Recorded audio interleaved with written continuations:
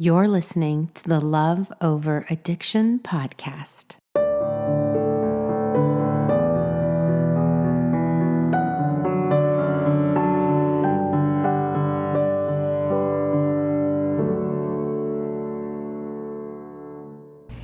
Hi, it's Michelle. I'm in Florida, and it is hotter than Hades here. Holy cow. Actually, I'm not sure how hot Hades is, so I can't really say that with total certainty, but it's summertime, it's mid-July, and I am dying of heat stroke. It's ridiculous. Also, the virus is in full effect still. I can't believe this, but good news, kids are going back to school. Can you believe it? I have a 19-year-old.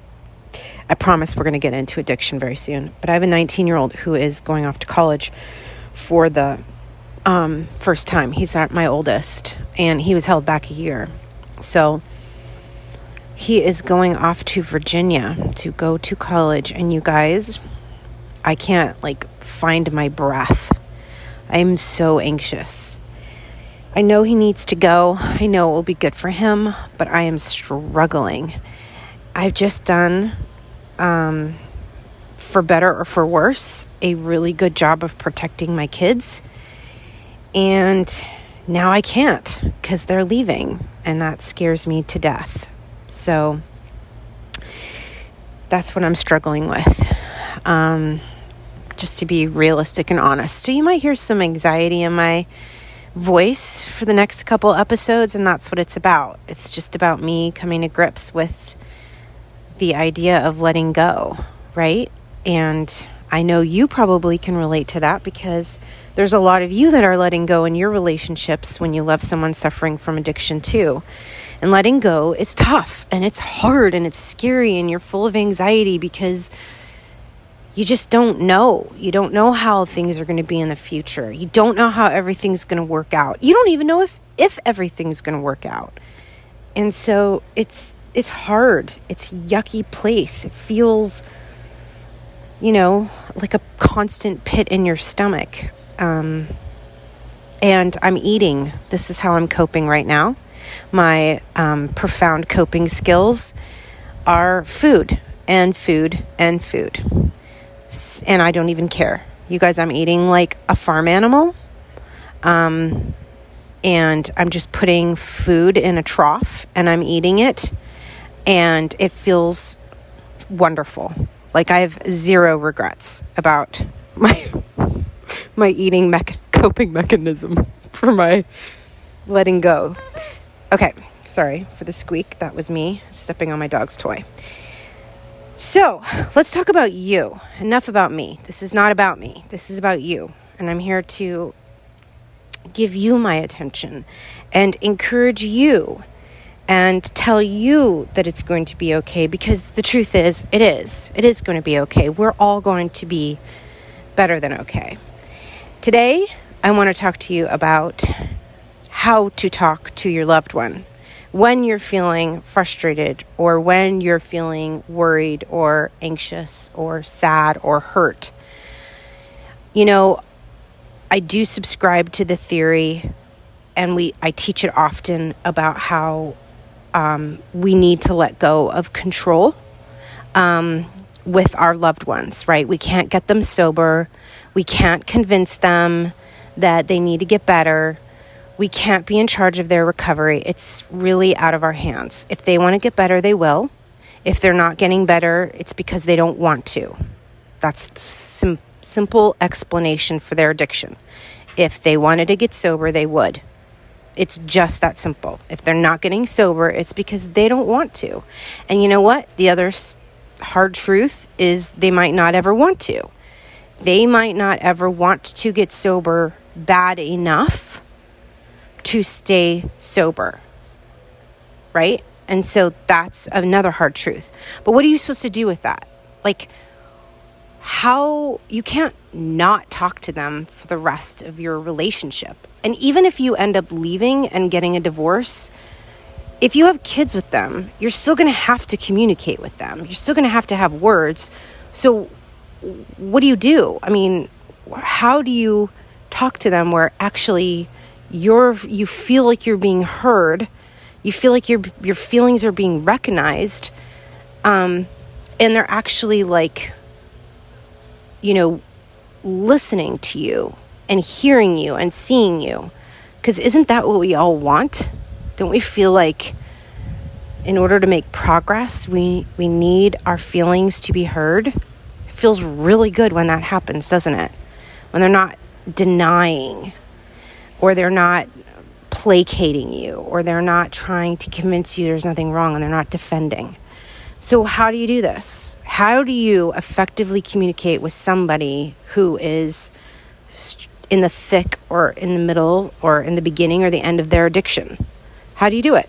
What do you do? So I'm going to teach you one tool, because I don't believe in overwhelming you with 80 different steps and 4 different processes and 3 different sayings. No, that's too overwhelming. It's too much homework. Who the hell can remember that? No bueno. Let's keep it simple.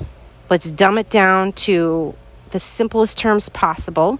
So I like to pretend that I'm trying to teach my kids, because if I can dumb it down enough to teach my 9-year-old, I know that I can understand it. And it's easy to remember, right? So, and then let's not overwhelm you. Let's not give you too many instructions.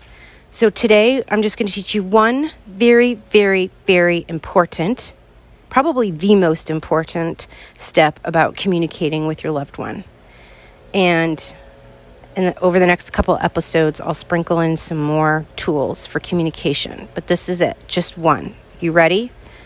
It's going to be good, and it's going to be hard. It's going to be hard, guys. I'm not going to lie. It's going to be tough to follow this rule. So the first rule for communicating is timing. Timing. When you choose to communicate. So if you're anything like me, when you're upset, you want to talk about it. Like, I am the type of wife, and I've been married twice, happily married second time, where if something is wrong between my husband and I, if there's an issue we got to talk about, I am like a stalker, and I will stalk him until he talks to me about this. And even worse, I'm like a kidnapper, because I will keep him in a room until we have worked it out. I am not letting you leave this room until we love each other and we have figured out the solution, and we're going to beat this dead horse to a pulp. My poor husband is like, what? Really? We got to go into more detail about this, Michelle? And I'm like, yes, we do. We need to talk about all of our feelings, which we'll cover that in another episode, but that's kind of not what you want to do. Here's the truth. When you have an issue with your loved one, when you're feeling all those feelings of worry because they're not coming home, or they didn't come home on time, or anger because they picked up the bottle after they promised they wouldn't, or anxiety because your prescription pills are missing from the drawer and you counted them and there's some gone. When you're feeling all verklempt and yuck, that's actually not the best time to talk to your loved one about it. I know that sucks, right? It sucks that I just said that, because if you're like me, you're like, no. We need to go there. We need to park there. We need to stay there.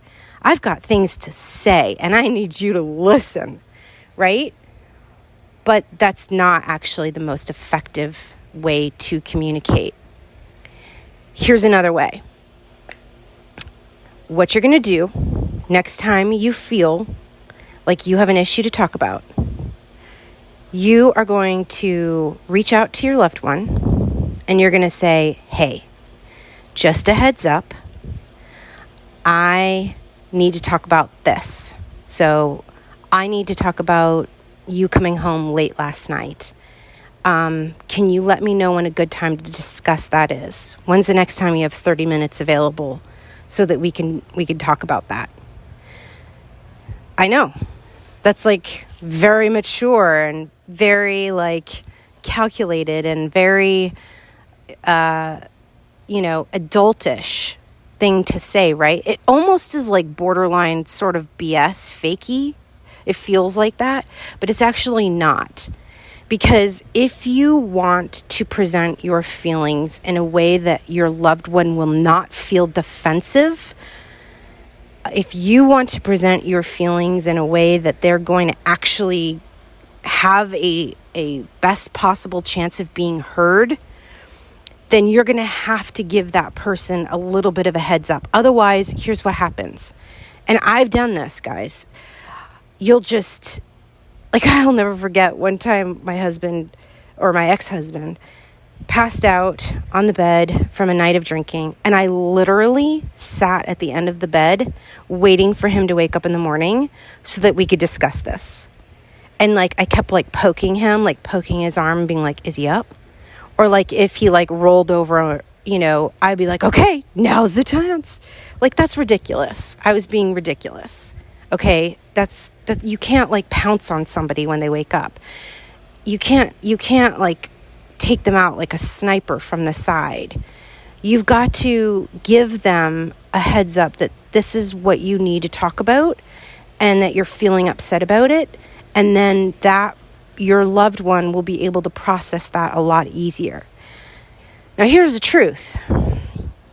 In a healthy relationship with somebody who doesn't suffer from addiction, this technique usually works, all right? But we know that a lot of the wonderful, beautiful advice that are written by experts in our field or in the field of relationships don't apply. That advice does not apply. Those tips do not help us because we're not dealing with the same situation. We're not dealing with a typical healthy relationship. So in an ideal situation, your partner would hear you say that and go, yeah, okay, I have 30 minutes this afternoon at 4. Can I give you a call then? Or how about I come home early and we can sit down and talk about it? All right. That's what a healthy relationship looks like. When you love somebody with addiction, oftentimes you are dealing with childlike maturity in that person. And so they might roll your eyes and, give you a contemptuous feeling and go, oh, really? Or they might offer denial and say, there's really no problem with that. We don't need to discuss that. Or they might get angry and go, I'm not discussing that with you because you're being dramatic, right? Let's be real with one another.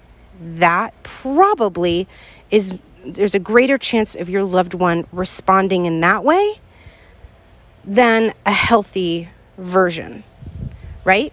So what do you do then? What do you do then? You're like, Michelle, I followed your rules.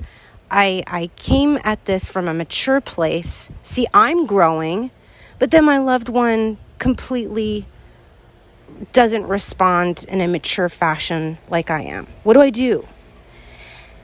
And that's when I tell you, okay, it's okay if they don't respond back to you in a way that shows that they're interested in hearing or listening to your problems.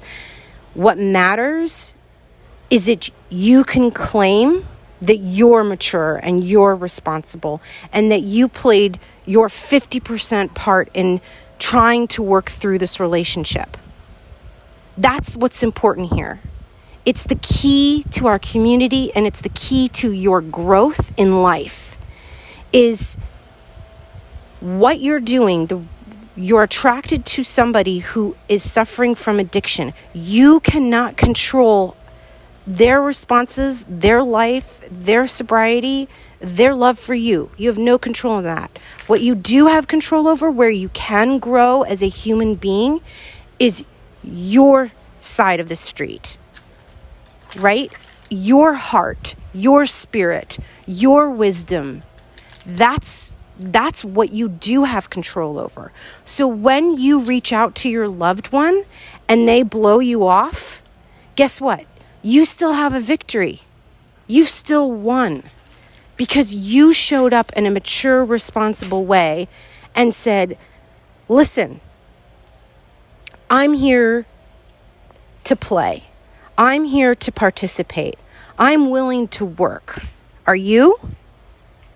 And if they say no, by showing you that they're not willing, by rolling their eyes, by not giving you the respect and kindness and time that you deserve to be heard, then you know you can make wise decisions about your future now. You know that that's more information for you to tuck away so that you can make better informed decisions about your future with that person. And also, if you ever decide to leave, you know what? That behavior that you just developed, the timing of how and when to talk to somebody about problems, that new pattern, that new tool that you started practicing that we just talked about, that's going to work very well for you in your next relationship. Because healthy spouses or partners or, lovers, whatever you want to call them, will respond to you by looking you in the eye and saying, I hear you. If that issue is important to you, it's important to me, and I love you, so let's make time for this. I can do it right now, or I can do it later tonight. They're not going to be dismissive of your feelings. They're not going to be belittling of you. Does that make sense? Now, if, let's say, you are one of the lucky ones in our community and you do have a spouse that is suffering from addiction and does respond favorably and say, yeah, let's make time for you. Let's make time for your feelings. First of all, hallelujah. Let's just say that right now. Okay, let's celebrate that because that's rare. And then number 2, please make sure that when you decide to talk about it with them, that they are sober. You should never, ever try to discuss a serious topic with any addict who has been drinking or is currently high or on drugs. It is a waste of your energy. It is a waste of your breath. It is words that are not registering and you can't hear. So if you're trying to literally have an argument while they're drinking and they're drunk, it's not ever going to come out favorably for you. It's not going to help the situation at all. You need a well-rested, so me sitting on the end of the bed was such a dodo move because he's hungover. How responsive do you really think he's going to be, Michelle? No. Get off the bed, go grab your keys and your kids and go out and do something fun for the day and let him sleep it off and do whatever he needs to do. Stop sitting there waiting for him to wake up, right? We need well-rested, sober partners who are open and willing to hear you. That is really important. The timing of when you choose to talk to your loved one matters. So let's be responsible, mature adults and behave and pick up some new patterns here so that we can use them in our relationships if we decide to stay, or we can use them in our next relationships if we decide to leave. But either way, we are the winners, okay? So tip number 1, super, super simple. Timing. Timing is everything. So give your partner a heads up that you have an issue you want to discuss. Ask for when they have time to discuss it. And then make sure whenever that time comes, they are well rested, you are well rested, and most importantly, they are sober. That's it. That's all. You got it? I think we can do this. You guys, listen, I so believe in you. And I so know in my soul and in my heart and in my entire being that you've got this.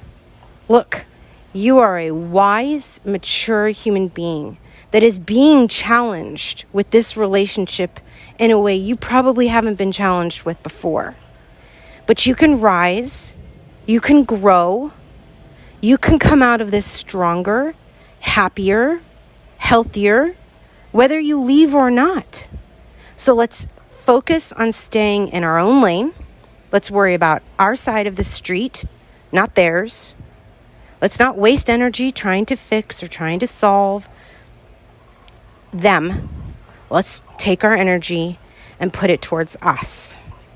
And this is a great tip and tool to master, okay? So let's practice this week. I'm with you. I'm going to practice too. And then we're going to cover another tip next week. All right? I love you guys, and I'll talk to you later. This podcast is created for your support, encouragement, and entertainment with Michelle's personal thoughts and beliefs. From one woman to another, bonded together by the fact we love someone suffering from addiction. This is not intended as a substitute for therapy or advice from a professional.